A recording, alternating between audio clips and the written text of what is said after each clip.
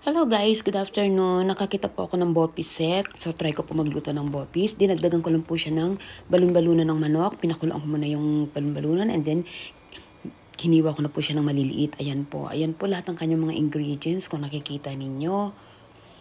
Kinumpleto ko na po siya dyan. Niready ko na po siya para mamaya pagluto natin. Okay na po siya. Okay guys. Napakasimple lang po nitong bopis na niluto ko. Gisa na po natin yung bawang. Tapos po, susunod na po natin dyan yung sibuyas. Kayo na po bahala kung kung gaano karami ang gusto niyo na bawang, kung gaano din nagkarami na sibuyas ang gusto niyo ilagay. Kasi, bali, 1 kilo lang po yung nabili ko kanina na bopis set. Kaya, dinagdagan ko siya ng balon-balunan. Pinakuluan ko, tapos hiniwa ko na rin ng maliliit. Para medyo tumami, diba?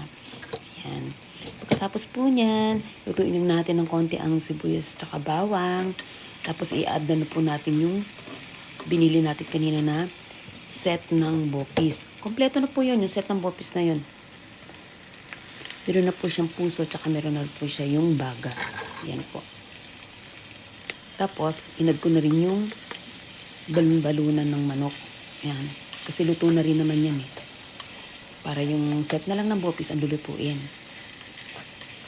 Actually, ngayon lang ata ako nakapagluto nitong bopis na to. Kasi nakita ko siya sa Don Quixote. Sabi ko, ay meron na pala rito. Medyo may kamahalan nga lang. Kaya nagtry ako magluto.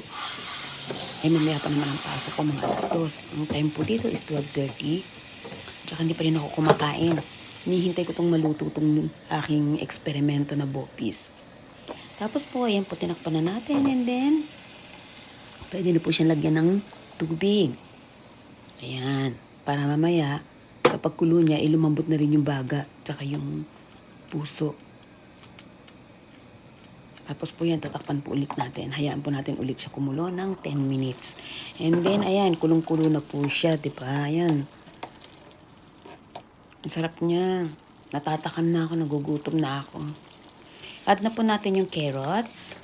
Maliliit lang po ang cut natin ng carrots. Sunod po niyan yung dahon ng laurel. And then, yung luya, pampatanggal ng langsa. Luya, ayan.